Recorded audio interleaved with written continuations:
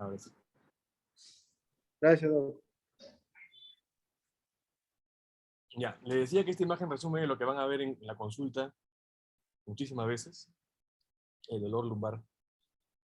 Bueno, sobre todo crónico, ¿no? Porque ya sabemos que cuando es agudo generalmente es porque han levantado peso por ahí, alguien, porque le va a llegar también a la consulta, que lo mandaron al neurocirujano porque levantó una maleta pesada, no, que lo vea por si acaso el neurocirujano, ¿no? Ese dolor agudo, pues ya saben cómo manejarlo, simplemente analgésicos y tal.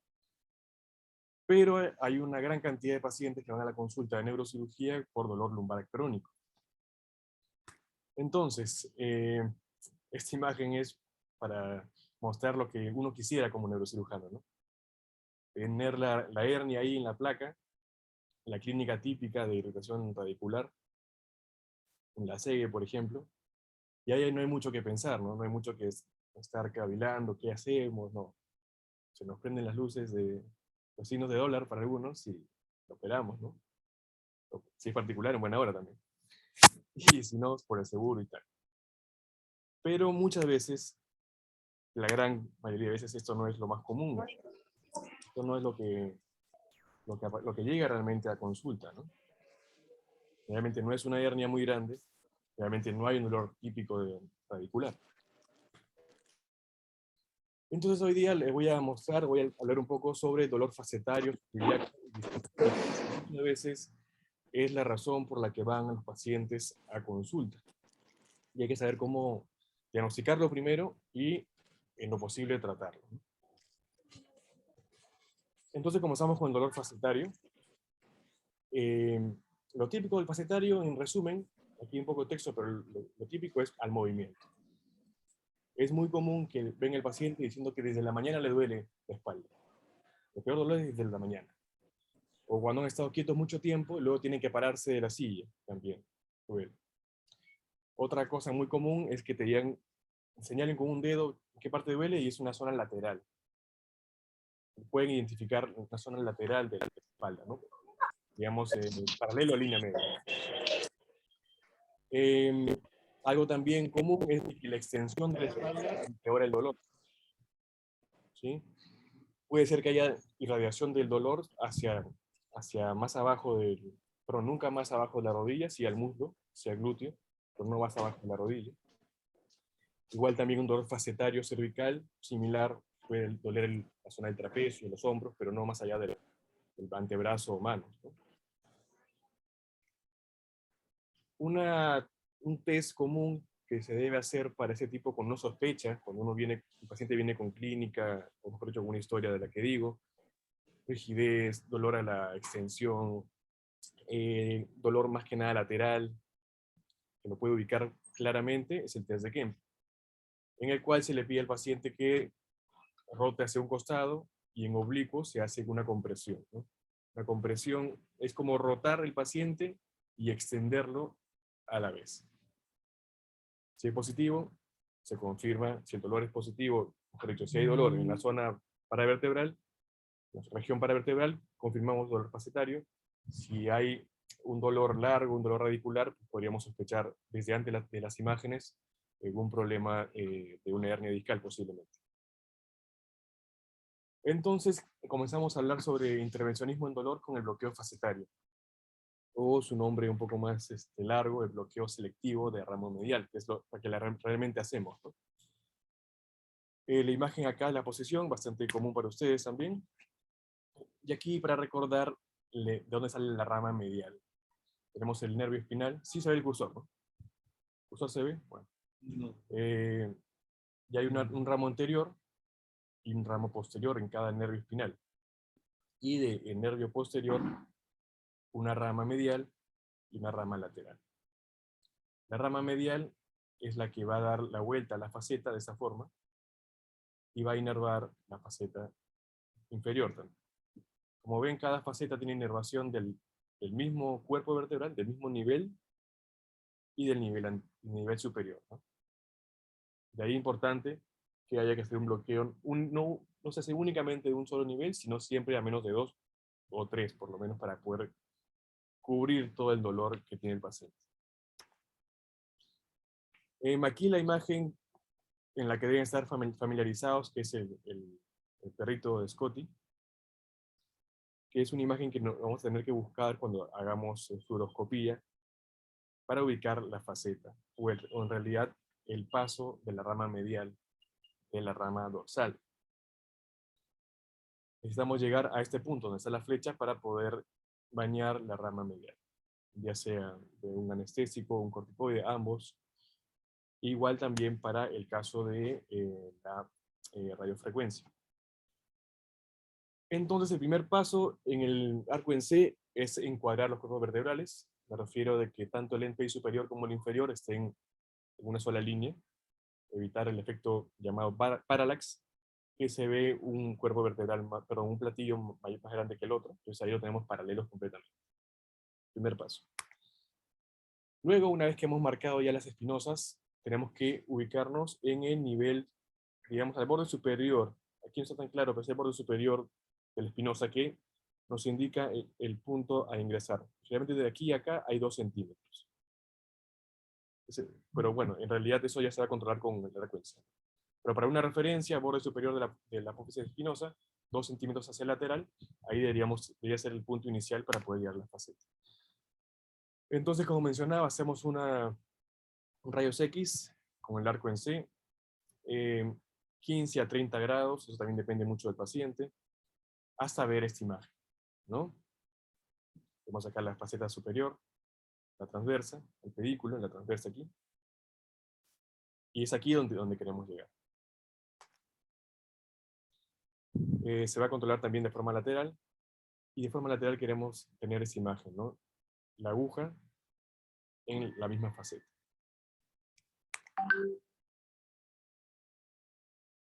Algunos hacen una discografía, mejor dicho, inyectan contraste para confirmar de que no estén dentro de un vaso, ¿no? Como para tener mayor seguridad.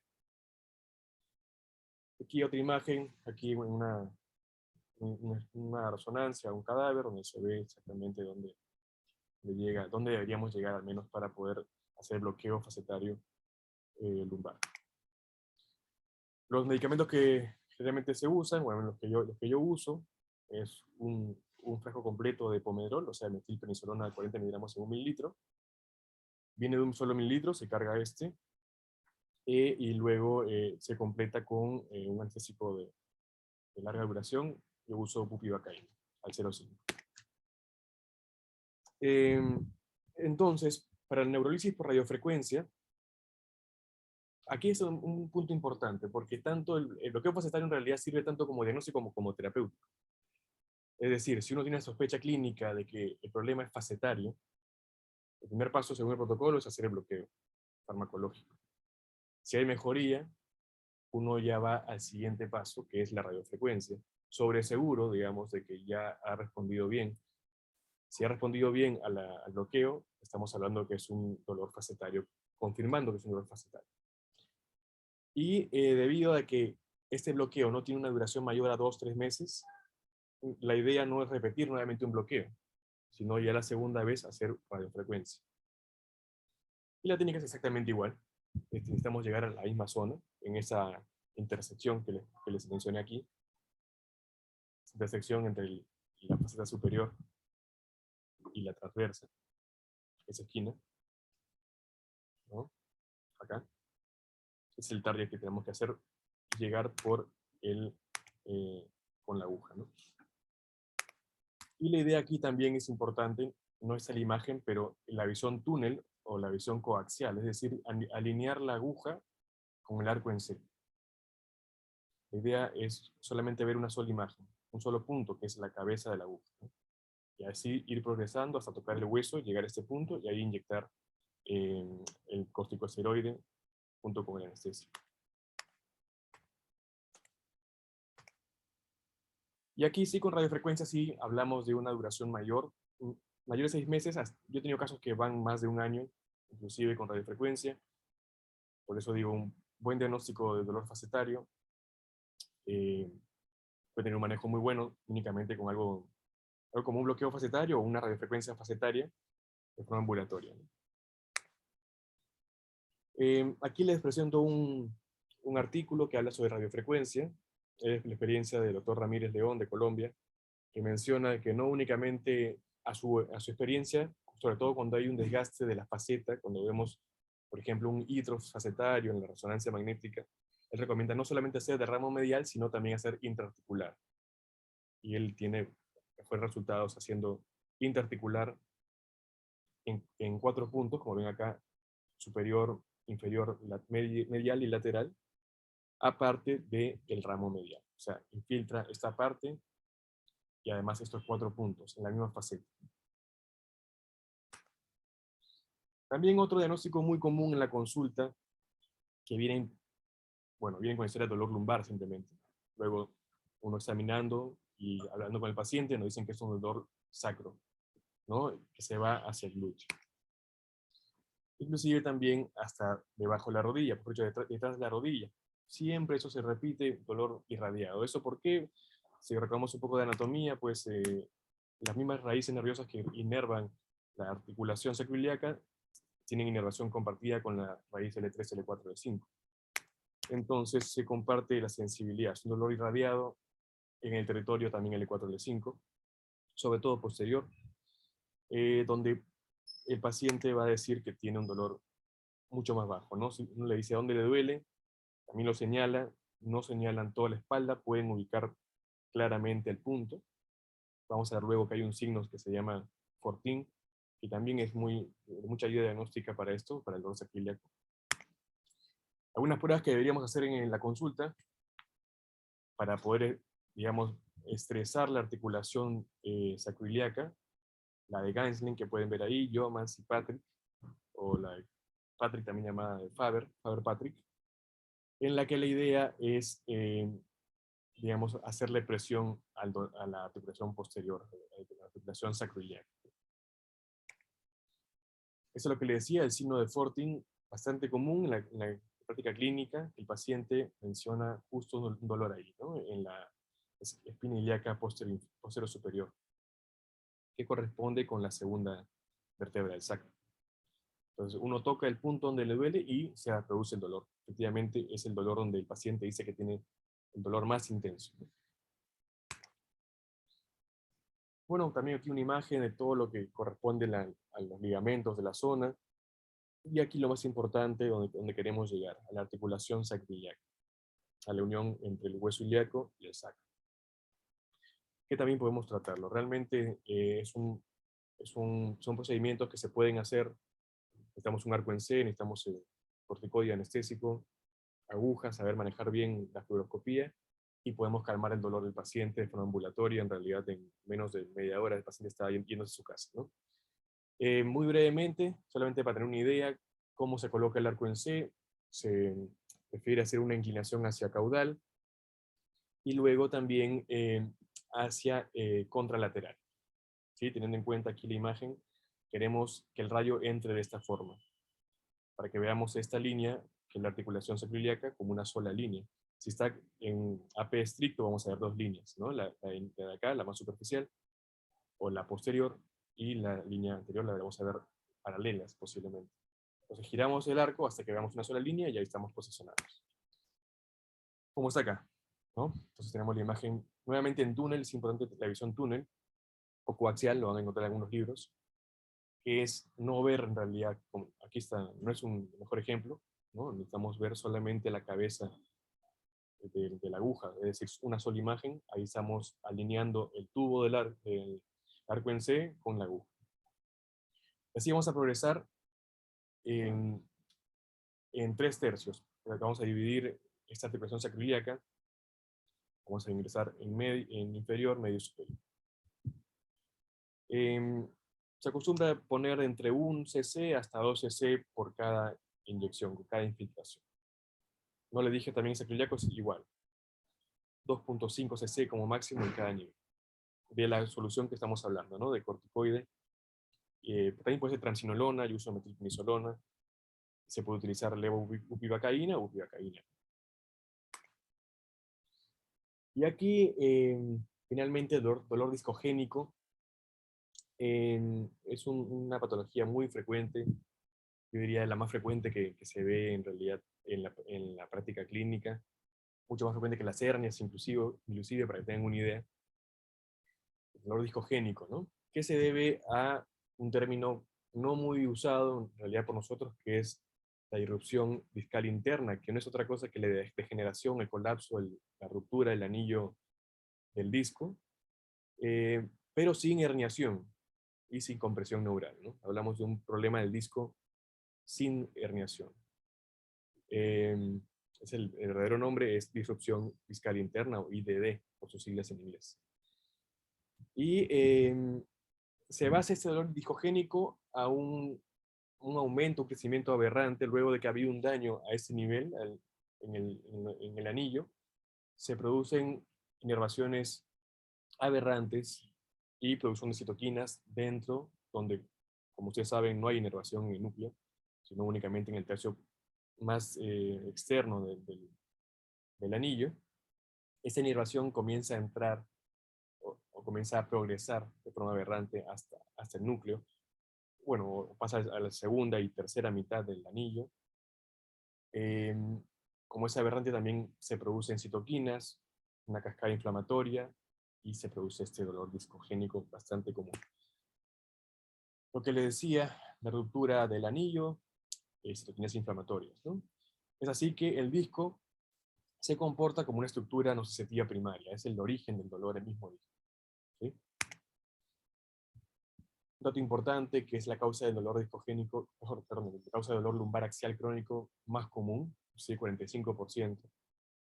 O sea, hay que pensarlo, ¿no? Como decían los semiólogos viejos, hay que pensarlo para poder diagnosticarlo, ¿no? Si no pensamos que puede ser esto, nunca podríamos diagnosticar un dolor discogénico como causa del problema del paciente.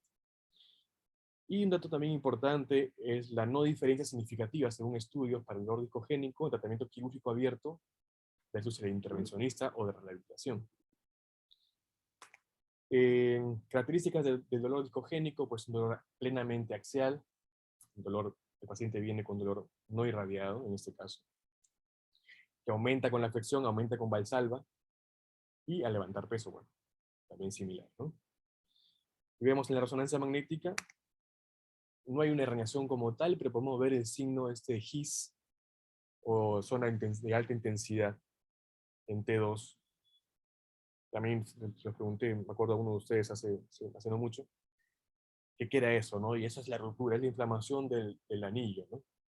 El anillo se ha roto y se ve, ustedes saben, T2, el edema se ve, el agua, el edema se ve blanco, se ve hiperintenso, y con esto, bueno, no es que sea la única forma de diagnosticarlo, es plenamente clínico, pero esto sería una ayuda al diagnóstico, ¿no? Ver el signo His en resonancia magnética. Entonces, el siguiente paso, aunque es controversial, sería hacer la discografía diagnóstica. Es decir, pensamos de que sí tiene dolor discogénico por clínica, por ahí se confirma en la resonancia magnética que no hay una hernia como tal, pero sí hay degeneración discal, inclusive vemos, por ejemplo, el signo de His. El siguiente paso sería una discografía diagnóstica, es decir, colocar contraste dentro del disco, ¿sí? La técnica para inyectar el disco, el de contraste y la discolisis, que voy a mostrar luego, es la misma, así que vamos a dejar la técnica para después. Pero el tema es de que la idea es poner contraste y ver la forma, el discograma en realidad, ¿no? Que es la forma que toma el contraste dentro del disco. Tenemos la A, aquí la letra A, donde se ve bastante redondeado, que está un disco normal, donde el contraste ha entrado solamente en el núcleo, no se va hacia los costados. Aquí vemos el B que ha roto, que el contraste se va fuera del disco. Y aquí también el C que se ve que hay una línea continua que pasa el contraste del núcleo hacia el anillo fibroso. Indica que hay una fisura en el anillo fibroso. Brevemente nomás, para que tengan la idea, la noción, existe la escala de Dallas que te habla de qué tan gastado está el anillo del disco, desde grado 1, que solamente llega o toca el tercio medio del anillo, el 2 que lo abarca, el tercero de que cruza el tercio medio, y el 4 que no solamente cruza el tercio medio del anillo fibroso, sino también ocupa un 30 grados de la circunferencia del disco, ¿no? El contraste, hablando del contraste, porque toda la parte del núcleo que se ha salido va a ser pintada por contraste, ¿no? Entonces esto va a estar pintado por contraste y hay una clasificación del 1 al 5. Y la quinta no está acá, pero es cuando el contraste ya sale completamente del disco y lo vemos en el espacio equilibral posiblemente.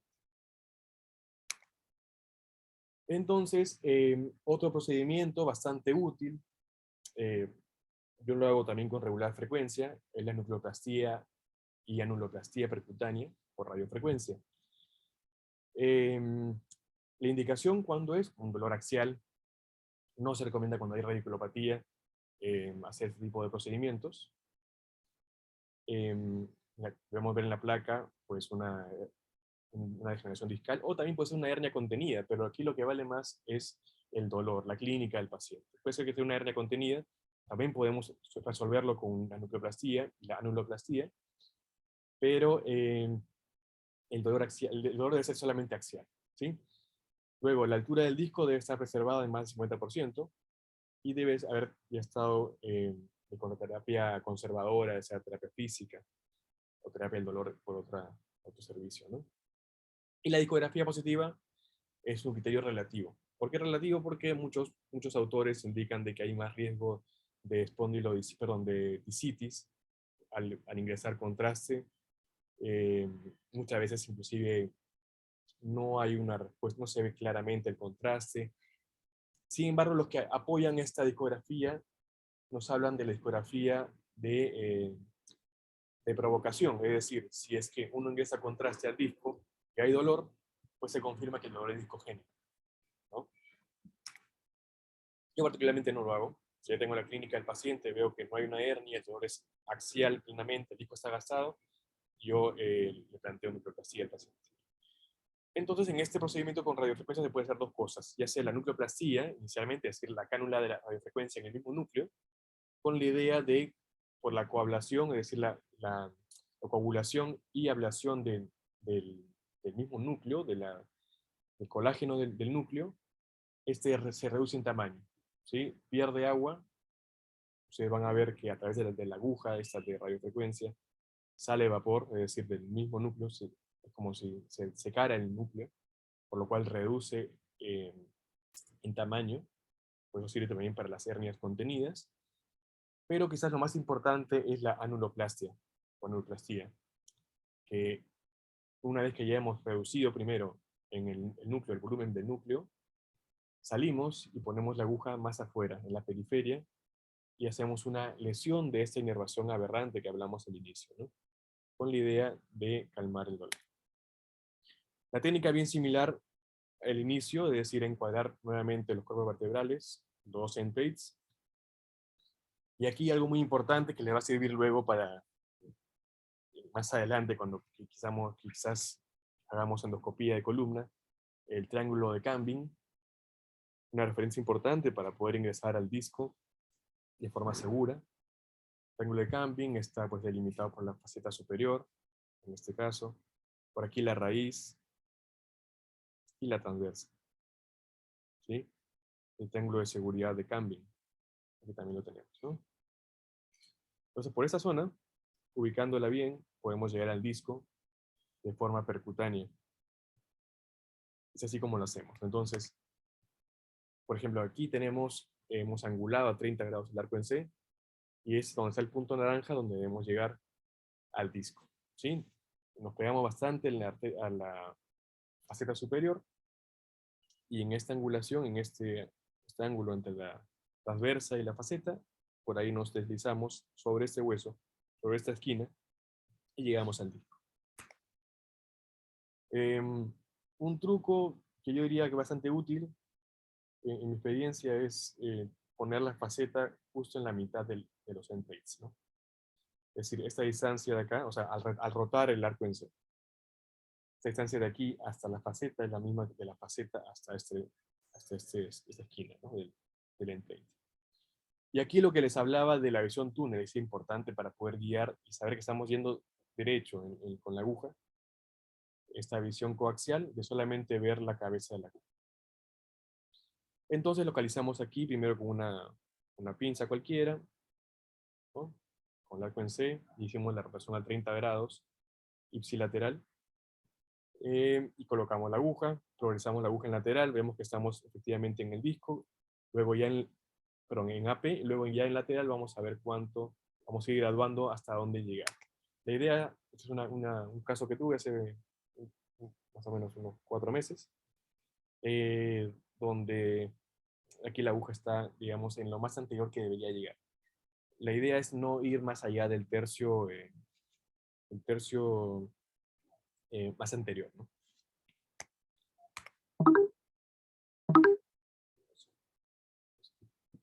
Bien.